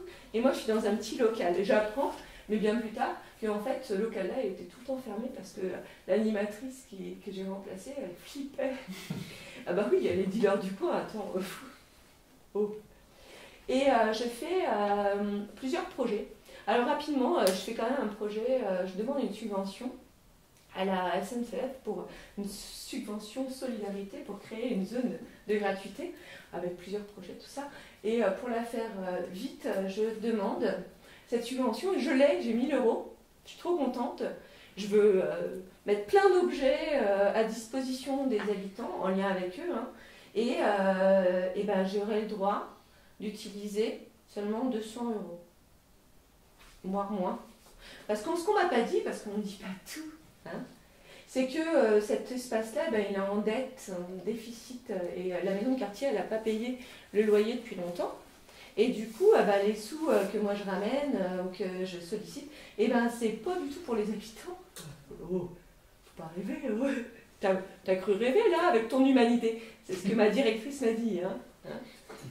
Tu crois aller où avec ton humanité? Et le jeu politique, il ne faut pas l'oublier, il ne faut pas oublier ce qu'il y a en dessous, au-dessus plutôt. Bon, alors, je ne suis pas restée, parce qu'on m'a proposé un autre boulot. Ah, j'ai pas assez de tissu. Je deviens médiatrice culturelle. Médiatrice culturelle à Valenciennes, dans une petite association aussi culturelle. Et là, je vais la faire courte aussi, d'accord? C'est incroyable, mais vrai. C'est... Ah oui, agent... Ah pardon. Je suis agent de développement local. Hein, on me demande du coup de faire des actions pour le vivre ensemble, bien sûr, évidemment. Ça serait trop bête de ne pas le mettre. Hein. Je dois créer du vivre ensemble. J'ai des subventions pour le vivre ensemble aussi. Ok. Et je deviens donc médiatrice culturelle à Valenciennes. Et là, donc je dois amener les individus, les pauvres, les bénéficiaires du RSA vers la culture, d'accord? Dans les musées, tout ça, je dois créer des parcours culturels. Mais en fait, on me demande, clairement, de créer non pas des parcours vers la culture, mais on me demande de créer des parcours vers l'emploi. C'est des bénéficiaires du RSA, ok? Et plus... Alors là, il y a vraiment une interrogation, d'accord? Plus on a de bénéficiaires du RSA, plus on touche des subventions, l'association. Okay, donc il faut qu'il y ait des subventions, hein, et il faut qu'il y ait beaucoup de bénéficiaires du RSA. Donc il faut aller les chercher. Ils sont où? Et comme ça, on justifie le fait qu'on ait des petits sous-sous. Et le problème, c'est que c'est complètement dingue, c'est pas logique. Parce que notre boulot, il est basé là-dessus. Ça veut dire quoi? Ça veut dire qu'on a des sous pour remettre les bénéficiaires du RSA au travail, mais si on les met au travail, on n'a plus de boulot. On n'a plus de subvention. Étant donné qu'on a des subventions, parce qu'on a les bénéficiaires du RSA, c'est le serpent qui se mord la queue, là. C'est un petit peu le truc de dingue, non? Je suis partie. C'est pas possible. Éthiquement parlant, je ne pouvais plus. Je ne pouvais plus. Je lui ai dit. Je lui ai dit, c'est pas possible. Je ne peux pas faire ça aux gens. C'était impossible. Alors, je me suis mis à peindre. J'ai fait de la peinture et j'écris des poèmes aussi. Là, en ce moment, je prépare une exposition. Et puis, j'ai préparé, du coup, aussi... Ah oui, quand même. Pourquoi il y a ça ? Vraiment. Ah oui, donc je prépare de la poésie, pardon. Ok. Et je vais mettre ça là, mais je ne l'ai pas expliqué. Je le ferai à la prochaine, je suis désolée. Je ne me rappelle plus. Quoi, si, je sais ce que je veux dire, mais c'est trop long, je crois. Et du coup, aujourd'hui, j'ai rencontré l'étincelle, ou plutôt, je l'ai conservée. Et je me suis improvisée, du coup, comme vous avez pu le constater devant vous.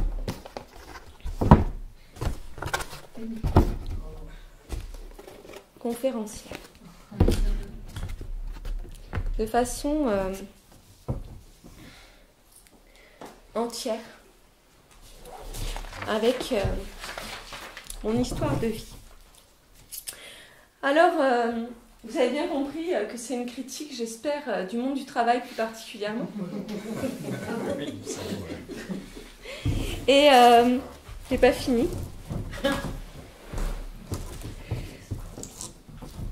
Et quand on fait des dossiers de subvention, il faut bien sûr les mots. Il faut bien tourner les phrases pour avoir ce qui fait qu'on a des sous dans ce système-là. Hein. D'accord ? Donc il y a des dossiers de subvention. On a des projets, et c'est ça qui est incroyable, c'est par exemple à Moulins, toutes les associations, toutes les maisons de quartier, il y a un sujet, il faut travailler sur la radicalisation. Oh putain. Ok ? Moi j'ai fait les formations. Hein.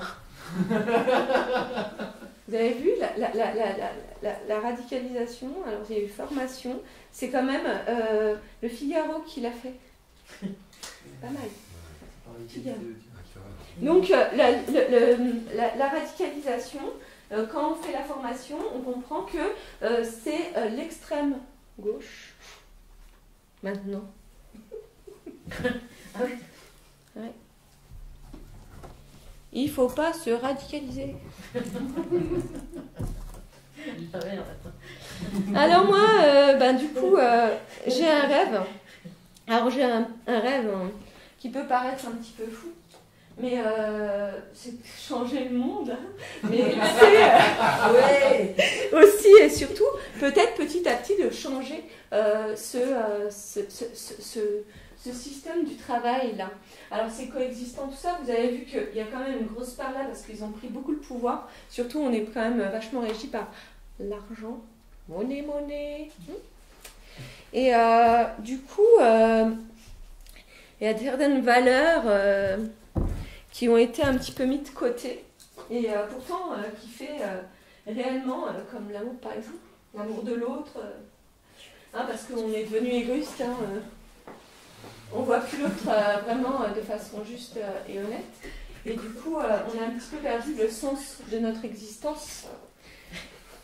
Et on peut changer les choses, mais on nous dit que non, Par contre, on nous dit que non.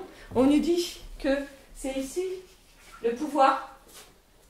C'est là où tu peux monter en grade. C'est là où tu peux avoir un statut social. C'est là où tu peux prendre, gagner ta vie correctement et puis peut-être même partir en voyage, faire le tour du monde.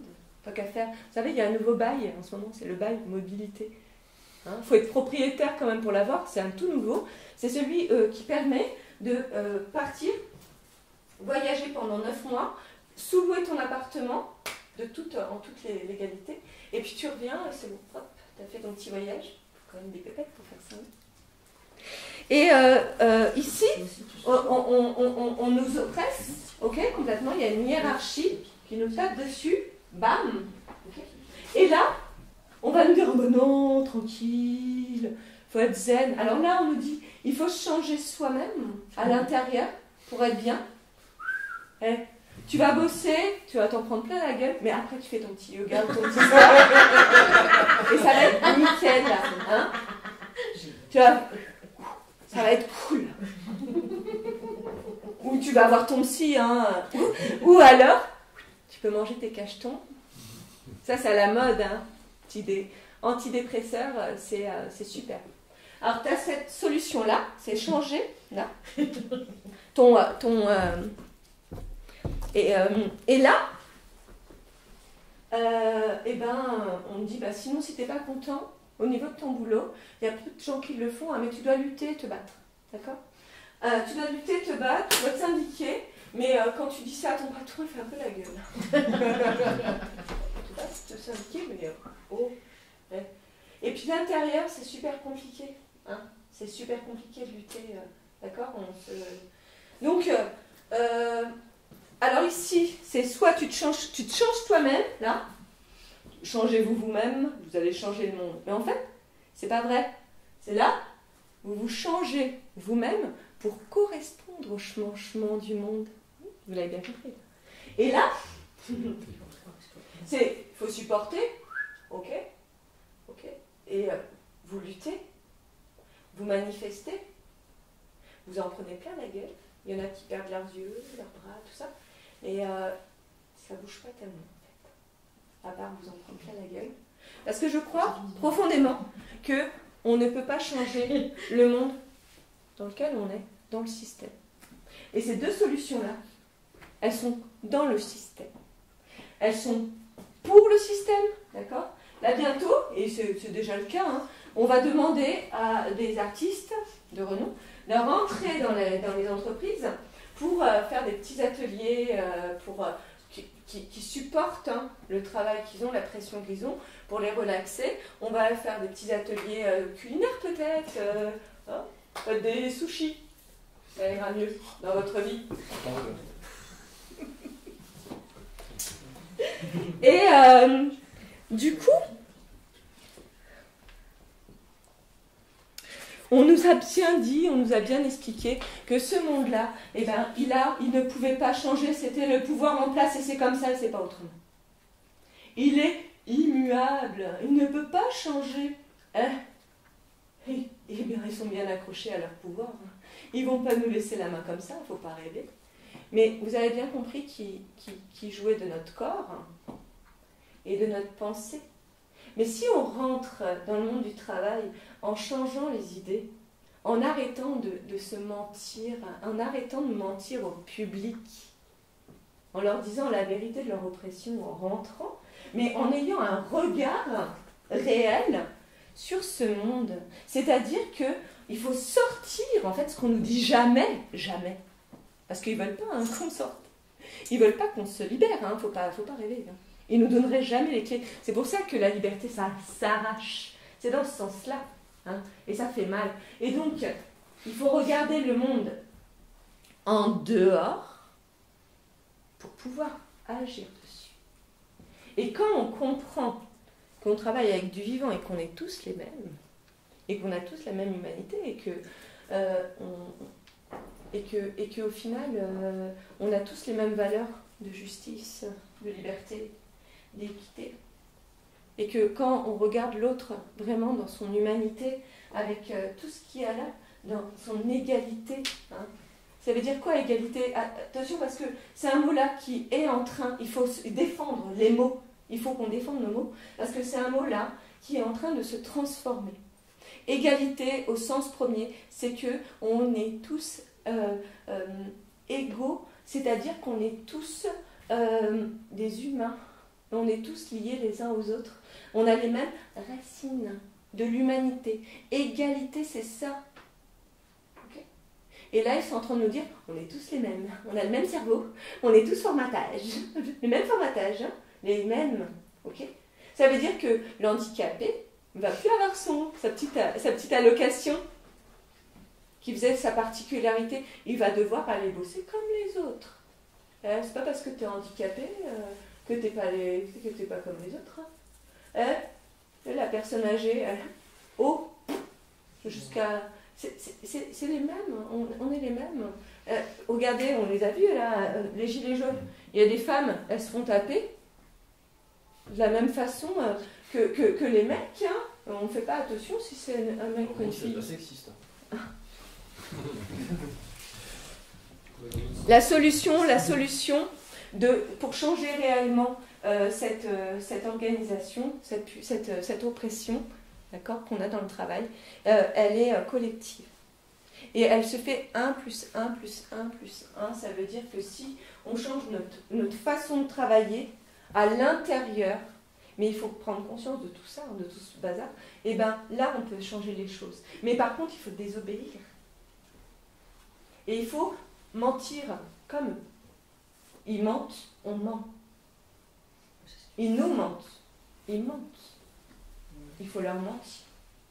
Pourquoi ? Pour garder toujours en face avec qui on travaille. En fait, quand on rentre au travail, il faut toujours se poser la question de quoi je participe et à quoi sert mon travail. C'est super important. De quoi je participe et à qui sert mon travail.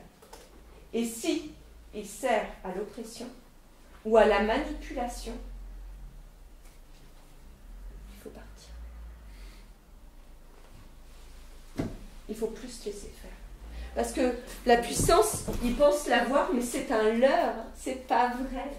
La puissance, et tout le monde le sait, et tout le monde commence à le comprendre et à le savoir, elle est là. Notre vivant, nos vies, on a une vie. Elle a une durée dans un espace-temps. Mon père a travaillé toute sa vie. C'est 15 ans jusqu'à ses 65 ans dans la restauration. Il est mort à 65 ans en fait. Il a très peu profité de sa retraite. Déjà, retraite, vous ne trouvez pas ça un mot bizarre quoi ?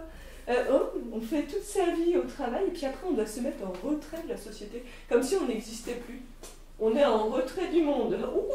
Moi, personnellement, à 65 ans, je suis désolée, je serai encore moi, encore là, hein, et ils n'auront certainement pas pris ma liberté. Merci.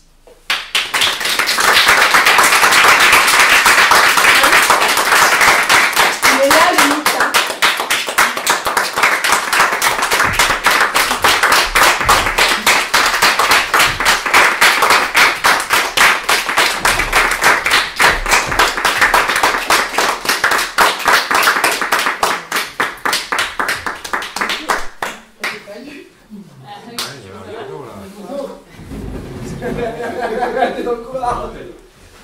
On teste toutes les 5 minutes, on peut fumer des cigarettes, tout ça, on va faire un petit... on va sortir des 3 trucs et puis on va vous installer après pour les retours. Voilà, on va te laisser... Ça a duré combien de temps ? 1h40.